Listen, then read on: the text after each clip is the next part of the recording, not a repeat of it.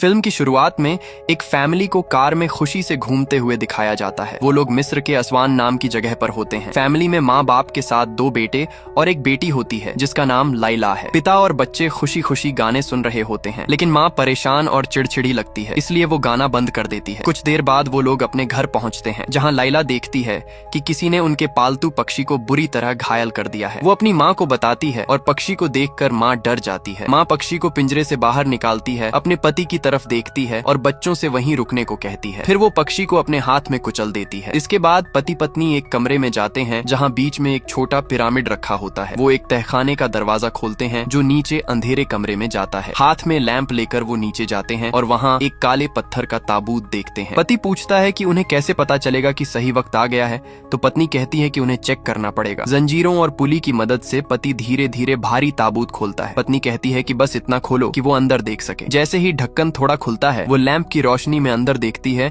और एक मम्मी को लेटा हुआ पाती है। पति घबराकर पूछता है कि क्या वो जाग गई है, लेकिन अचानक उसका लैंप बुझ जाता है। डरते हुए वो लाइटर से उसे दोबारा जलाने की कोशिश करती है, जबकि पति फिर पूछता है कि क्या वो जाग गई है। वो मुड़कर कहती है कि नहीं, लेकिन जैसे ही दोबारा अंदर देखती है, मम्मी अचानक उस पर हमला कर देती है। उसी समय जंजीरें जोर से पति के चेहरे पर लगती हैं और उनमें लगा एक कांटा उसके जबड़े में फंस जाता है, जिससे वो हवा में उड़ जाता है और उसकी मौत हो जाती है। इसके बाद पत्नी को ताबूत के अंदर से जोर जोर की आवाजें सुनाई देती हैं और सीन वहीं खत्म हो जाता है। फिर हमें कायरो इजिप्ट में रहने वाली एक दूसरी फैमिली दिखाई जाती है। वो एक खुशहाल और प्यार करने वाली फैमिली होती है। पिता चार्ली एक टीवी न्यूज रिपोर्टर और इन्वेस्टिगेटर होता है। वो अपनी गर्भवती पत्नी लिसा के साथ रहता है। उनके 2 बच्चे होते हैं, बेटी केटी और बेटा सेबास्टियन। ये भी पता चलता है कि चार्ली और केटी अक्सर मॉर्स कोड में बात करते हैं। एक दिन जब लिसा काम पर होती है, चार्ली घर पर बच्चों का ध्यान रख रहा होता है। किसी बात से परेशान होकर केटी अकेले गार्डन में खेलने चली जाती है। तभी बाहर गार्डन की बाड़ के पास खड़ी एक अजीब औरत उसे आवाज देती है। केटी को लगता है कि वो लैला है, लेकिन औरत बताती है कि वो असल में लैला की माँ है। केटी पूछती है कि लैला कहाँ है, तो औरत कहती है कि वो बीमार है। वो ये भी बताती है कि लैला को केटी की दोस्ती बहुत पसंद है। तभी पता चलता है कि ये वही औरत है जो फिल्म की शुरुआत में दिखाई गई थी। केटी बताती है कि लैला ने कहा था कि उसकी माँ मैजिशियन है। ये सुनकर औरत तुरंत पूछती है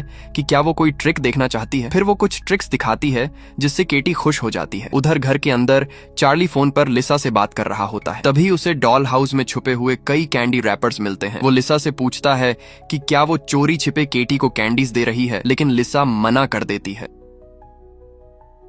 सीन फिर बाहर जाता है, जहां वो औरत केटी को वही कैंडी देती है। कैंडी लेने के बाद केटी कहती है कि अब उसे जाना चाहिए, लेकिन औरत उसे रोकती है और कहती है कि उसके पास एक और चीज है जो उसने अपने गार्डन में उगाई है और जो किसी भी कैंडी से ज्यादा मीठी है। फिर वो केटी को एक एप्पल देती है। घर के अंदर चार्ली सेबास्टियन से पूछता है कि क्या उसे इन कैंडीज के बारे में कुछ पता है। तब सेबास्टियन बताता है कि केटी की एक सीक्रेट फ्रेंड है जो उसे ये कैंडीज देती है और अक्सर गार्डन के आखिर में आती है। उधर केटी एप्पल ले लेती है। औरत कहती है कि वो उम्मीद करती है कि केटी उसे माफ कर देगी। केटी पूछती है कि किस बात के लिए। तब औरत कहती है कि उसके आखिरी मैजिक ट्रिक के लिए। इसके बाद वो धीरे धीरे कोई अजीब सा मंत्र बोलने लगती है। अचानक से सेब के अंदर से एक कीड़ा निकलता है और सीधे केटी के मुंह में चला जाता है। केटी तुरंत बुरी तरह खांसने और घुटने लगती है, फिर जमीन पर गिर जाती है। उसी वक्त चार्ली भागते हुए गार्डन में आता है और केटी के खेलने वाली जगह की तरफ दौड़ता है, लेकिन वहाँ पहुंचकर देखता है कि केटी गायब है और गार्डन की बाड़ थोड़ी टूटी हुई है। घबराकर वो बाहर भागता है और उसे ढूंढने लगता है,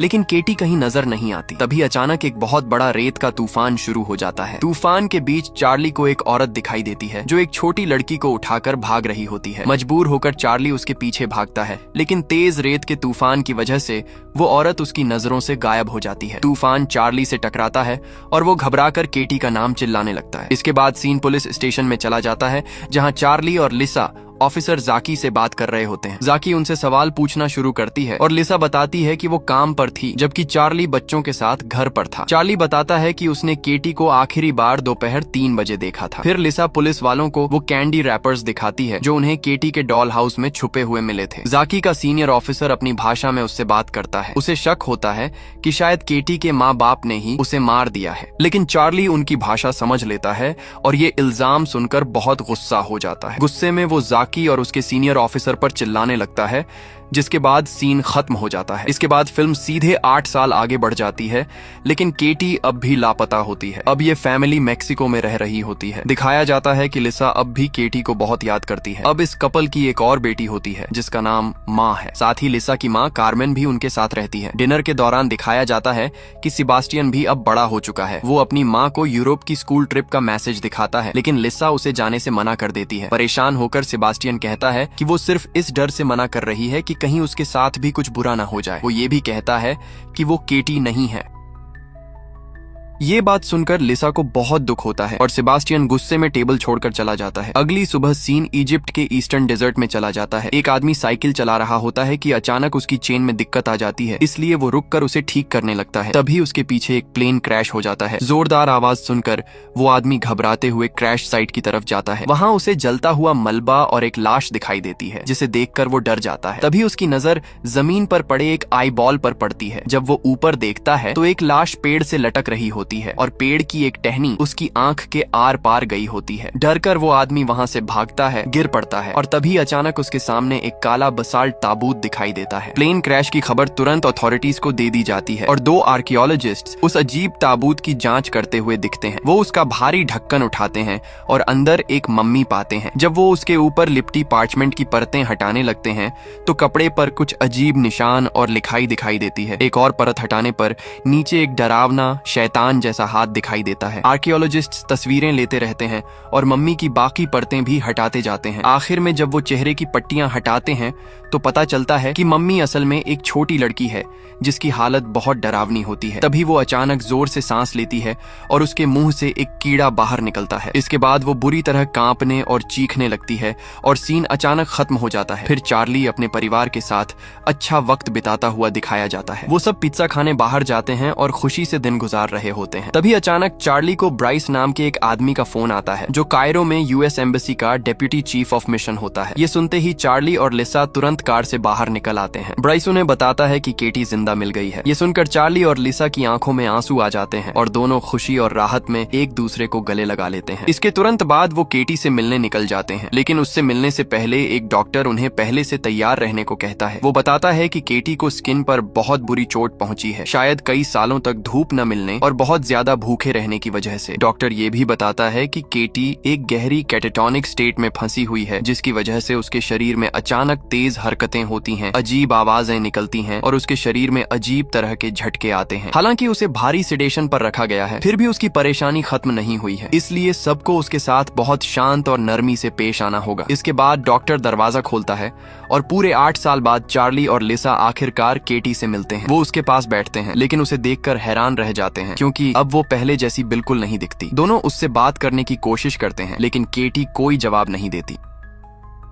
चार्ली देखता है कि केटी के चेहरे पर जगह जगह खरोंच के निशान हैं। तब डॉक्टर बताता है कि ये उसने खुद को पहुंचाई है। लिसा प्यार से केटी का हाथ पकड़ती है और उसकी धड़कन सुनती है। डॉक्टर सलाह देता है कि शायद घर का माहौल उसे इस हालत से बाहर लाने में मदद कर सके। अचानक केटी अपना हाथ आगे बढ़ाती है। चार्ली शांति से उसका हाथ पकड़ता है, लेकिन तभी केटी अचानक चार्ली और लिसा दोनों के हाथ बहुत जोर से पकड़ लेती है और जोर जोर से सांस लेने लगती है। इसके बाद सीन बदल जाता है। फिर जाकी चार्ली और लिसा को उस ताबूत की तस्वीरें दिखाती है जो क्रैश्ड प्लेन के पास मिला था। वो बताती है कि ये बसाल्ट ताबूत है जो करीब 2 से 3 हजार साल पुराना माना जा रहा है। साथ ही वो ये भी बताती है कि प्लेन क्रैश के वक्त केटी को उसी के अंदर ले जाया जा रहा था। ये सुनकर चार्ली हैरान रह जाता है और पूछता है कि उसकी बेटी हजारों साल पुराने ताबूत के अंदर क्या कर रही थी। जाकी समझाती है कि अगर कोई बिना शक पैदा किए किसी इंसान या चीज को देश के अंदर स्मगल करना चाहता है तो ऐतिहासिक चीजों के अंदर छुपाना सबसे सुरक्षित तरीकों में से एक होता है। इसके बाद चार्ली पूछता है कि क्या वो उसकी बेटी को ले जाने वाले लोगों को ढूंढने में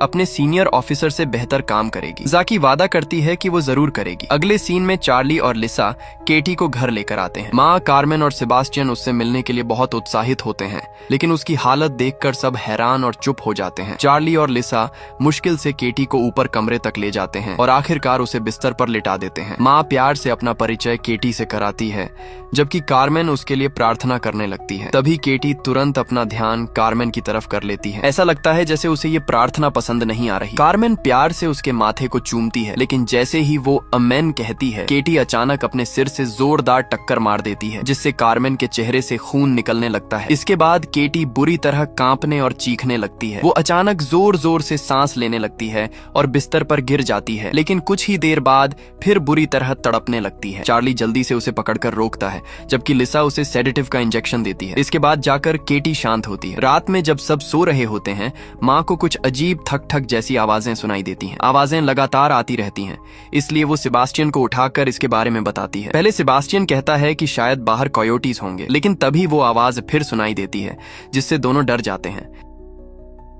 आवाज ऐसी लगती है जैसे कोई दीवारों के अंदर बने सर्विस कॉरिडोर में भाग रहा हो। उसी समय चार्ली ऊपर आता है और देखता है कि केटी अपने बिस्तर से गायब है। वो घबराकर लिसा से पूछता है कि केटी कहाँ है। उधर सेबास्टियन बचाव के लिए एक बेसबॉल बैट उठा लेता है। तभी सर्विस कॉरिडोर का दरवाजा अचानक जोर जोर से हिलने लगता है। सेबास्टियन धीरे धीरे हिलते हुए दरवाजे के पास जाता है, लेकिन तभी उसके माँ बाप अचानक कमरे में आ जाते हैं। सेबास्टियन उन्हें बताता है कि दीवारों के अंदर कुछ चल रहा है। लिसा जांच करने के लिए सर्विस कॉरिडोर का दरवाजा खोलती है। तभी अचानक केटी तेजी से उसके पास से निकल जाती है, जिससे सब डर जाते हैं। लिसा अंधेरे कॉरिडोर के अंदर जाती है और दूर एक कोने में केटी को बैठा हुआ देखती है। अचानक केटी भागने लगती है, इसलिए लिसा उसके पीछे अंधेरे में दौड़ती है, लेकिन केटी बहुत अजीब और इंसानों से कहीं ज्यादा तेजी से भाग रही होती है, जिससे लिसा उसे पकड़ नहीं पाती। उधर चार्ली कॉरिडोर के दूसरी तरफ से अंदर आता है ताकि केटी को रोक सके, लेकिन उसकी जगह लिसा दूसरी तरफ से बाहर आ जाती है और पूछती है कि क्या उसने केटी को देखा। चार्ली मना कर देता है। तभी उनकी नजर पास में पड़े एक स्कॉर्पियन पर पड़ती है, लेकिन इससे पहले कि वो कुछ समझ पाते,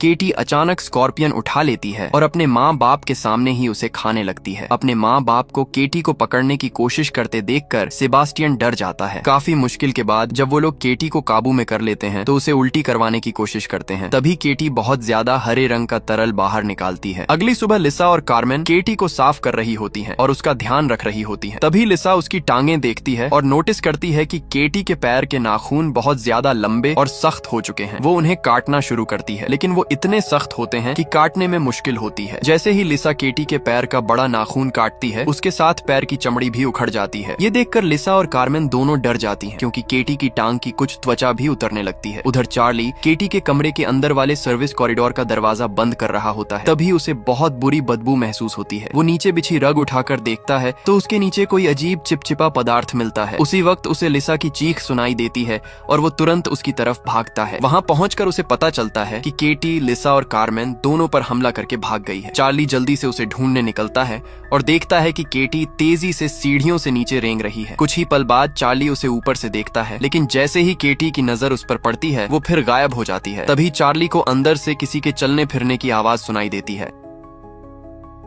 वो ध्यान से आगे बढ़ता है और दीवार पर खून से बना हाथ का निशान देखता है। वो धीरे धीरे आगे जाता है। तभी अचानक केटी उसके पीछे दिखाई देती है। वो लोहे की छड़ से अपनी ही टांग को बुरी तरह फाड़ रही होती है। इसके बाद सीन बदल जाता है और लिसा केटी की चोटों पर पट्टी बांधती हुई दिखाई देती है। उसी दौरान चार्ली लिसा से कहता है कि शायद उन्हें केटी के लिए कोई दूसरी जगह ढूंढनी पड़े, क्योंकि उसका बर्ताव अब सबके लिए खतरनाक होता जा रहा है। लेकिन लिसा कहती है कि केटी घर पर ही सबसे ज्यादा सुरक्षित है और डॉक्टर्स ने भी यही सलाह दी थी। चार्ली कहता है कि जब तक उन्हें ये पता नहीं चलेगा कि केटी के साथ असल में क्या हुआ था, तब तक वो उसकी मदद नहीं कर पाएंगे। धीरे धीरे दोनों की बहस निजी बातों तक पहुंच जाती है। लिसा केटी के किडनैपिंग के लिए चार्ली को दोष देती है, जबकि चार्ली कहता है कि अगर उसने गार्डन के पास केटी की सीक्रेट फ्रेंड को पहले सीरियसली लिया होता तो शायद ये सब नहीं होता। दुखी और गुस्से में लिसा केटी के कमरे में चली जाती है और जोर से दरवाजा बंद कर देती है। वो केटी से कुछ बोलने की गुजारिश करती है, लेकिन जब कोई जवाब नहीं मिलता तो परेशान होकर उस पर चिल्लाने लगती है। फिर भी केटी के चेहरे पर कोई भाव नहीं आता और वो अचानक लिसा पर थूक देती है। बाद में जब चार्ली केटी की गिरी हुई व्हीलचेयर उठाता है तो उसे उसके पहियों में वही पार्चमेंट फंसा हुआ मिलता है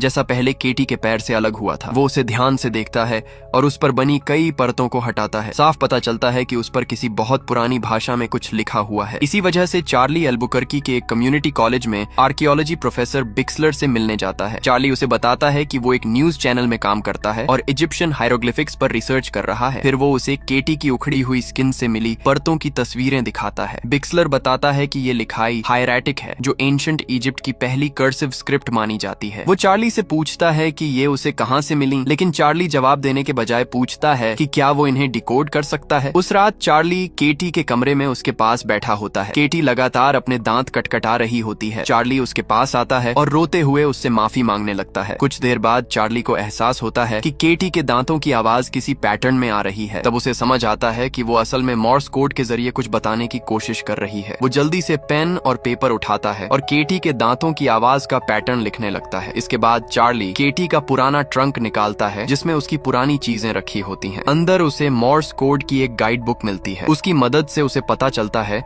कि केटी बार बार लाइला नाम बोलने की कोशिश कर रही थी।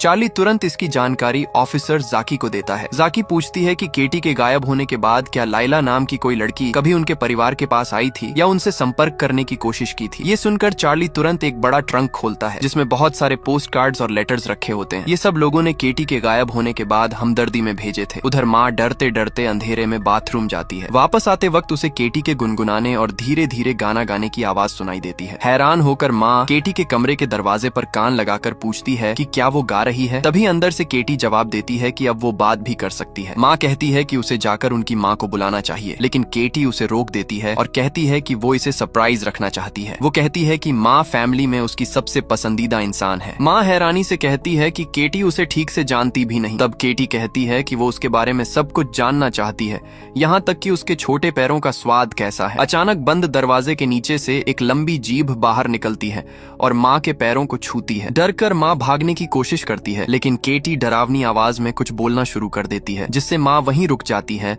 और हवा में उठने लगती है। कुछ ही पल बाद माँ जोर से दरवाजे से टकरा जाती है और उसकी आंखें धीरे धीरे लाल होने लगती हैं। इसके बाद सीन फिर चार्ली की तरफ चला जाता है। आखिरकार उसे एक एनवेलप मिलता है जिस पर वही कैंडी रैपर वाला निशान बना होता है जिसका इस्तेमाल केटी को फंसाने के लिए किया गया था। वो पोस्ट कार्ड लैला खलील नाम की लड़की की तरफ से होता है। उसमें लिखा होता है कि उसे बहुत दुख है। वो नहीं चाहती थी कि केटी के साथ ऐसा हो, क्योंकि केटी उसकी सबसे अच्छी दोस्त थी। चार्ली ये बात जाकी को बताता है और वो तुरंत अपने एक कॉलीग की मदद से लैला खलील को ढूंढना शुरू कर देती है। जाकी उस जगह का पता लगा लेती है जहां से पोस्ट कार्ड भेजा गया था और अकेले वहां जांच करने निकल पड़ती है। इसके बाद सीन चार्ली और प्रोफेसर बिक्सलर की दूसरी मुलाकात पर चला जाता है। बिक्सलर बताता है कि ये लिखाई किसी तरह की सेरेमोनियल बाइंडिंग्स लगती है। वो कहता है कि चार्ली को केटी की स्किन से मिली परतों में एक शब्द बार बार लिखा हुआ मिला है, नाजीरानियन। चार्ली पूछता है कि नाजीरानियन का क्या मतलब है। समझाने के लिए बिक्सलर उसे अल अजहर यूनिवर्सिटी में एंशिएंट इजिप्शियन डीमोनोलॉजी पर हुई एक इंटरनेशनल लेक्चर की रिकॉर्डिंग सुनाता है। उस रिकॉर्डिंग में बताया जाता है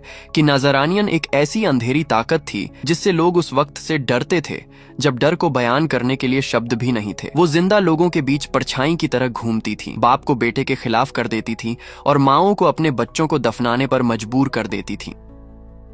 इस रिकॉर्डिंग में यह भी बताया जाता है कि उसे फैमिली का डिस्ट्रॉयर कहा जाता था। वो आत्मा की बीमारी की तरह फैलती थी और जहां पहले प्यार होता था वहां शक और बेरहमी भर देती थी। उसकी वजह से पूरी की पूरी बस्तियां तबाह हो गई थीं। फिर करीब 2000 बीसी के आसपास उससे जुड़े सारे रिकॉर्ड्स अचानक गायब हो गए। एक आखिरी कहानी के मुताबिक या तो उस डीमन को किसी पुराने रिचुअल के जरिए कैद कर दिया गया था या फिर वो अचानक गायब हो गया। रिकॉर्डिंग खत्म होने के बाद बिक्सलर चार्ली को बताता है कि जो बाइंडिंग्स उसे मिली हैं उन पर प्रोटेक्टिव वर्ड्स लिखे हैं जिनका मकसद इस खोए हुए डीमन को दूर रखना था। ये सुनकर चार्ली डर जाता है क्योंकि उसे लगने लगता है कि शायद नासमरानियन किसी तरह केटी के अंदर है। उधर डीमन के असर में माँ अपने स्कूल टीचर को गंदी गालियां देने लगती है जिसे देखकर केटी मुस्कुराने लगती है। अगले सीन में ऑफिसर जाकी आखिरकार लाइला खलील के घर पहुंचती है। वो दरवाजा खटखटाती है लेकिन कोई जवाब नहीं मिलता। एक दरवाजा खुला देखकर वो सावधानी से अंदर चली जाती है और खाली दिख रहे घर की जांच शुरू करती है। कुछ देर बाद उसे एक कमरा मिलता है जिसमें एक छोटा पिरामिड रखा होता है। तभी उसका पैर एक चेन से टकराता है। जब वो उसे खींचती है तो फर्श के नीचे छुपा हुआ सेलर खुल जाता है। उसी समय लैला की माँ घर वापस आ जाती है। जाकी नीचे सेलर में उतरती है और उसी अंडरग्राउंड चेंबर तक पहुंचती है जहां फिल्म की शुरुआत में लैला के माँ बाप एक मम्मी को छुपाकर रखते दिखे थे। इसके बाद जाकी वापस ऊपर आती है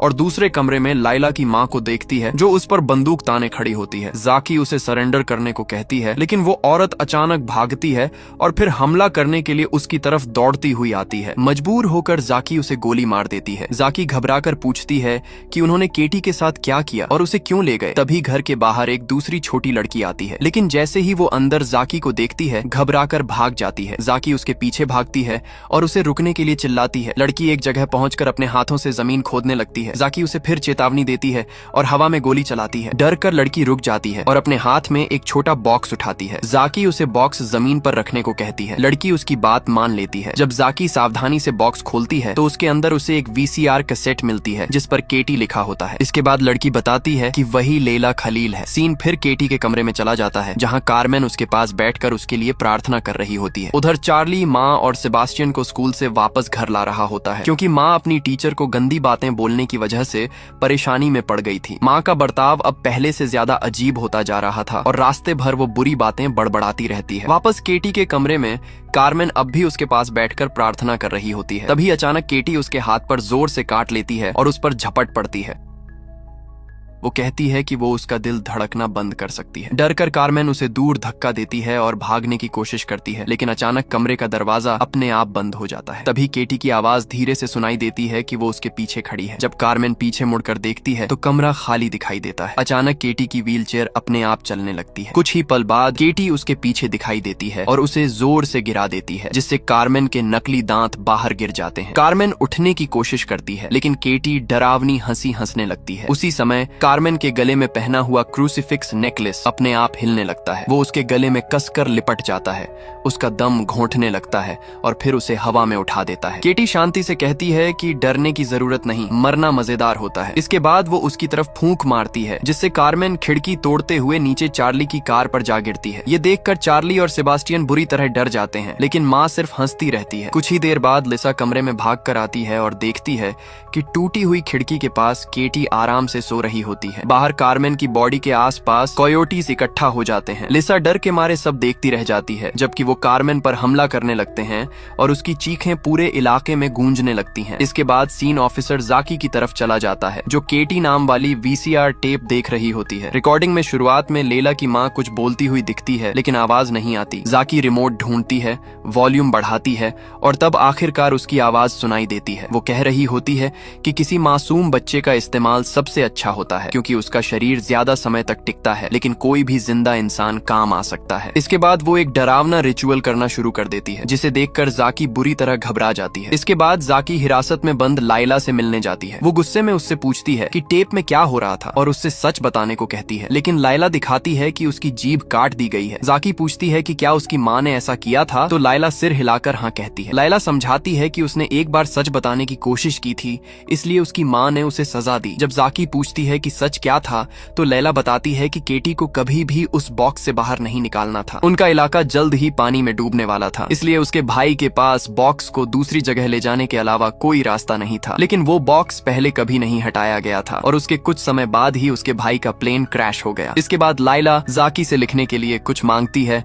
और जल्दी से एक कागज पर कुछ लिख देती है। जैसे ही जाकी वो मैसेज पढ़ती है, वो तुरंत चार्ली को फोन करने की कोशिश करती है, लेकिन चार्ली फोन नहीं उठाता। अगले सीन में कार्मेन की वेक सेरेमनी चल रही होती है। माँ का बर्ताव अब भी अजीब बना हुआ होता है। वो छत की तरफ घूरती रहती है, फिर अपने दांतों में से एक खुद निकाल देती है और खून मेहमानों के खाने पर थूक देती है। उधर चार्ली केटी के कमरे के बाहर बैठा होता है। तभी सेबास्टियन उसे बुलाने आता है। चार्ली लिसा के पास जाकर कहता है कि अभी के लिए केटी शांत है और सेबास्टियन उसके कमरे के बाहर खड़ा है। लिसा रोते हुए चार्ली से कहती है कि अब वो केटी को घर में नहीं रखना चाहती। उसी समय सेबास्टियन को केटी के कमरे से अजीब आवाजें सुनाई देती हैं। डरते डरते वो दरवाजे के पास जाता है, लेकिन जैसे ही वो वापस जाने लगता है, अंदर से केटी मीठी आवाज में उसे रुकने के लिए कहती है। वो प्यार से कहती है कि उसे बाहर निकाल दे ताकि वो नीचे चल रही गैदरिंग में शामिल हो सके। डरकर सेबास्टियन अपने कमरे में भाग जाता है और हेडफोन्स लगा लेता है, लेकिन इसके बावजूद केटी उसे डराना बंद नहीं करती। वो उसे हर चीज के लिए दोष देने लगती है, यहाँ तक कि उनकी ग्रैंडमदर के साथ जो हुआ उसके लिए भी। इसके बाद दिखाया जाता है कि माँ अपने सारे दांत निकाल चुकी होती है। वो धीरे धीरे छत की तरफ देखती है, तभी ऊपर हॉल की सीलिंग टूटने लगती है और केटी उसमें से निकलने लगती है। ये देखकर माँ मुस्कुराने लगती है। फिर कार्मेन की बॉडी के पास जाती है और उसके मुंह से एक धागा खींचकर उसके नकली दांत निकाल लेती है। इसके बाद वो अपने माँ बाप के पास जाती है, ऊपर देखती है और कार्मेन के नकली दांत पहनकर मुस्कुराने लगती है। उधर केटी आखिरकार हॉल में घुस आती है और सीलिंग पर रेंगने लगती है। तभी अचानक माँ एक मेहमान पर हमला कर देती है और उसके गले पर झपट पड़ती है। चार्ली और लिसा उसे रोकने के लिए दौड़ते हैं, लेकिन उसी समय केटी कार्मेन के ताबूत में कूद जाती है। लिसा देखती है कि ताबूत हिल रहा है तो वो उसके पास जाती है। वहाँ पहुंचकर वो देखती है कि केटी कार्मेन की गर्दन को खा रही होती है। धक्का मुक्की के दौरान ताबूत गिर जाता है और केटी फर्श पर गिरे खून को चाटने लगती है। इसके बाद सीन रात का दिखाया जाता है। केटी अब अपनी व्हील चेयर से बंधी हुई होती है, जबकि चार्ली उसके कमरे में बैठकर उस पर नजर रख रहा होता है। केटी अजीब अजीब झटके जैसी हरकतें कर रही होती है। तभी पता चलता है कि वो सेबास्टियन को कंट्रोल कर रही है, जो डरावनी हंसी हंसते हुए बार बार अपना सिर बिस्तर पर मार रहा होता है। तभी ऑफिसर जाकी घर पहुंचती है। उसी वक्त केटी अचानक अपनी व्हीलचेयर को हवा में उठा देती है और जोर से फर्श पर पटक देती है, जिससे चार्ली बुरी तरह डर जाता है। लिसा दरवाजा खोलती है और जाकी उन्हें बताती है कि केटी नाम वाली टेप में सच पता चलता है कि उसके साथ असल में क्या हुआ था। इसके बाद जाकी टेप चलाती है और उसमें लैला की माँ जो बोल रही होती है उसका मतलब समझाना शुरू करती है। वो बताती है कि केटी को उसी औरत ने किडनैप किया था। फिर जाकी उसके शब्दों का मतलब बताती है कि अंधेरे निशान फिर से दिखने लगे हैं, जो ये इशारा करते हैं कि उनके पुराने फैमिली सीक्रेट को फिर से बंद करने का समय आ गया है। वो कहती है कि ये 82वीं ममिफिकेशन रिचुअल होगी और फैमिली की पहली संतान होने के नाते उसे ये जिम्मेदारी दी गई है कि वो अपने परिवार को नजरेनियन की बुरी ताकत से बचाए रखे। वो ये सब इसलिए रिकॉर्ड कर रही है ताकि आने वाले सालों में उनके बच्चे जान सकें कि डीमन को एक पुराने शरीर से निकालकर नए होस्ट में कैसे डाला जाता है। वो ये भी कहती है कि एक मासूम बच्चा सबसे अच्छा होता है क्योंकि उसका शरीर ज्यादा समय तक टिकता है, लेकिन कोई भी जिंदा इंसान काम आ सकता है। इसके बाद रिचुअल शुरू होता है। टेप में कई मास्क लोग कमरे में खड़े दिखाई देते हैं, जबकि लाइला की माँ सफेद कपड़े के नीचे छुपी केटी को बाहर निकालती है। केटी रोते हुए खुद को छोड़ देने की भीख मांग रही होती है। उसे उस हालत में देखकर चार्ली और लिसा की आंखों में आंसू आ जाते हैं। फिर टेप में एक मम्मी दिखाई जाती है जो उस डीमन का मौजूदा होस्ट होती है। मास्क पहने लोग केटी को पकड़कर मम्मी के ऊपर लिटा देते हैं। इसके बाद लाइला की माँ खुद भी मास्क पहनती है और कोई मंत्र बोलना शुरू कर देती है, जिसे जाकी ध्यान से याद करने लगती है। उधर उसी समय अभी के वक्त में केटी अपने भाई सेबास्टियन को कंट्रोल करके उसके कमरे का छोटा एंट्री पॉइंट तोड़वा देती है। इसके बाद सेबास्टियन केटी की स्किन पर बंधी हुई बाकी स्क्रिप्चर वाली पट्टियां हटाने लगता है। केटी खुद भी उन्हें फाड़ने लगती है क्योंकि उन सीक्रेट बाइंडिंग्स के हटने से डीमन और ज्यादा ताकतवर हो रहा होता है। तब साफ हो जाता है कि इन्हीं लिखी हुई पट्टियों ने इतने समय से नजारेनियन को रोके रखा था। वापस वीडियो टेप में मम्मी अचानक हिलने लगती है और उसके मुंह से एक काला तरल निकलकर केटी के मुंह में जाने लगता है। इसी के साथ डीमन केटी के शरीर में ट्रांसफर हो जाता है। इसके बाद लाइला की माँ केटी को सेक्रेड लिखाई वाली पट्टियों में लपेट देती है और उसे ताबूत के अंदर बंद कर देती है। कल्ट का असली प्लान था कि केटी को उसी के अंदर जिंदा रखा जाए जब तक वो बुढ़ापे से मर न जाए, लेकिन प्लेन क्रैश ने सब कुछ खराब कर दिया और पूरा रिचुअल अधूरा रह गया। ये डरावनी टेप देखने के बाद चार्ली और लिसा पूरी तरह डर जाते हैं। रिकॉर्डिंग खत्म होते ही लिसा चुपचाप उठकर वहां से चली जाती है। उधर केटी अब अपने शरीर से आखिरी स्क्रिप्चर बाइंडिंग भी हटा चुकी होती है। लिसा उसके कमरे की तरफ जाती है और दरवाजा खोलने लगती है। उसी समय नीचे रखे ताबूत में कार्मेन की लाश अचानक हिलने लगती है और उठ बैठती है। जाकी देखती है कि चार्ली सदमे में बैठा है और किसी बात का जवाब नहीं दे रहा। वो जल्दी से ऊपर भागती है ताकि लिसा की मदद कर सके। तभी बाहर एक बहुत बड़ा रेत का तूफान शुरू हो जाता है। कमरे के अंदर केटी एक डरावने मॉन्स्टर जैसी शक्ल में बदलने लगती है और हवा में उठने लगती है। उधर नीचे अचानक टेलीविजन अपने आप बंद हो जाता है, जिससे चार्ली का ध्यान टूटता है। तभी वो डाइनिंग टेबल के पीछे कार्मेन जैसी एक डरावनी शक्ल को बैठा देखता है, जो उसे अपनी तरफ बुलाने की कोशिश कर रही होती है।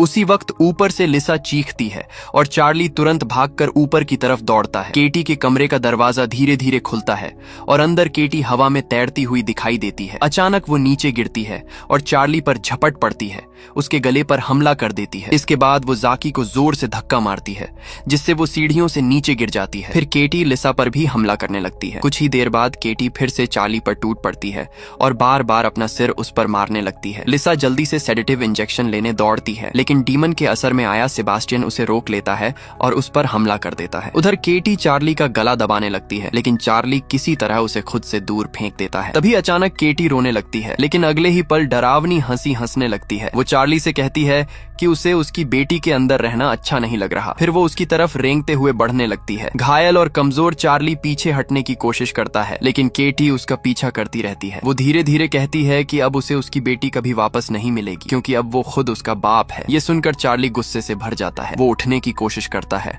लेकिन फिर गिर पड़ता है। उधर नीचे ऑफिसर जाकी पर काला तरल गिरता है, जिससे उसकी आंख खुल जाती है। अचानक कार्मेन वहां दिखाई देती है और अपने पैर से उसे दबोच लेती है। तभी कार्मेन के मुंह से एक स्कॉर्पियन निकलता है और जाकी के मुंह में घुस जाता है। वो उसके गले में फंसने लगता है जिससे उसका दम घुटने लगता है। जाकी खुद को छुड़ाने की कोशिश करती है जबकि कार्मेन डरावनी हंसी हंसती रहती है। आखिरकार जाकी उसे लात मारकर दूर करती है, लेकिन तभी स्कॉर्पियन की पूंछ उसके गले को फाड़कर बाहर निकल आती है। तेज दर्द में जाकी अपना हाथ मुंह के अंदर डालती है और बहुत मुश्किल के बाद उसे बाहर खींच लेती है। उधर सेबास्टियन अब भी लिसा का पीछा कर रहा होता है, लेकिन आखिरकार लिसा उसे सेडेटिव इंजेक्शन लगा देती है। इसी बीच केटी अजीब और डरावने तरीके से चार्ली की तरफ बढ़ती रहती है। चार्ली ऊपर आती हुई जाकी को देखता है और पूछता है कि क्या उसे टेप वाला मंत्र याद है। जाकी सिर हिलाकर हाँ कहती है। चार्ली उसकी मदद से ऊपर लाता है और दोनों जल्दी से दूसरे कमरे में चले जाते हैं। तभी केटी उनकी तरफ दौड़ती है, लेकिन जाकी वक्त रहते दरवाजा बंद कर देती है। फिर चार्ली जाकी को दरवाजे से हटने का इशारा करता है। जैसे ही वो हटती है, दरवाजा टूटकर खुल जाता है और केटी फिर चार्ली पर हमला कर देती है। जाकी मंत्र पढ़ने की कोशिश करती है, लेकिन गले में हुए छेद की वजह से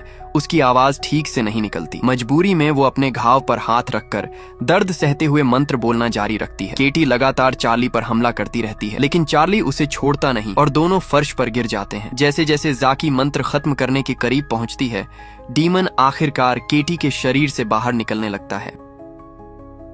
उसी वक्त चार्ली लिसा की तरफ देखता है और धीरे से उससे माफी मांगता है। फिर जाकी मंत्र पूरा कर देती है। अचानक केटी के मुंह से काला तरल निकलकर चार्ली के मुंह में चला जाता है और डीमन उसके अंदर चला जाता है। चार्ली तुरंत जमीन पर गिर जाता है। आखिरी सीन में चार्ली और केटी जमीन पर हाथ पकड़े पड़े होते हैं। अब केटी डीमन के असर से आजाद हो चुकी होती है और धीरे से अपनी माँ को पुकारती है। कई सालों बाद पहली बार केटी की आवाज सुनकर लिसा राहत और खुशी से भर जाती है, लेकिन डर अभी खत्म नहीं हुआ होता क्योंकि अब डीमन चार्ली के अंदर जा चुका होता है। अगले सीन में दिखाया जाता है कि चार्ली को एक ताबूत जैसी जगह के अंदर बंद कर दिया गया है, जिससे साफ हो जाता है कि अब उसे कैद कर दिया गया है। पास ही ठीक हो चुकी केटी मॉर्स कोड में टैप करके कहती है कि वो उससे प्यार करती है। शुरुआत में कोई जवाब नहीं आता, लेकिन कुछ पल बाद कॉफिन के अंदर से चार्ली भी टैप करके जवाब देता है। केटी खुशी से लिसा को बताती है कि चार्ली कह रहा है कि वो उन सबसे प्यार करता है। इसके बाद केटी जवाब में टैप करके कहती है कि वो लोग भी उससे प्यार करते हैं। इसके बाद दिखाया जाता है कि केटी फिर से एक सामान्य जिंदगी जी रही होती है। वो खुशी खुशी सेबास्टियन और माँ के साथ खेलती दिखाई देती है। कुछ समय बाद लिसा ऑफिसर जाकी को फोन करती है और कहती है कि वो चार्ली के बारे में बात करना चाहती है। इसके बाद सीन एक प्रिजन में चला जाता है, जहाँ एक औरत बेड से जंजीरों में बंधी होती है। जब वो पीछे मुड़ती है तो पता चलता है कि वो लेला की माँ है, जो जाकी की गोली लगने के बावजूद बच गई थी और अब कैद में है। तभी एक नर्स कमरे में आती है। लेला की माँ गुस्से में शिकायत करती है कि वो देर से आई है। नर्स उसके गले में कुछ इंजेक्ट करती है और तभी पता चलता है कि वो नर्स असल में भेस बदलकर आई हुई लिसा होती है। लिसा उससे पूछती है कि क्या उसे उसकी केटी याद है। फिर वो पूछती है कि क्या वो एक ट्रिक देखना चाहेगी। उसी वक्त जाकी चार्ली को व्हीलचेयर पर वहां लेकर आती है। अब चार्ली मम्मी जैसी हालत में दिखाई देता है। ये देखकर लेला की माँ बुरी तरह डर जाती है। जाकी ठंडे अंदाज में कहती है कि उसे जरूर याद होगा कि अब आगे क्या होता है। इसके बाद वो सेल का दरवाजा बंद कर देती है। फिर जाकी वही मंत्र पढ़ना शुरू कर देती है, जिससे साफ हो जाता है कि अब वो लोग डीमन को चार्ली के अंदर से निकालकर लेला की माँ के अंदर डालने वाले हैं। इसी डरावने मोड़ के साथ फिल्म खत्म हो जाती है।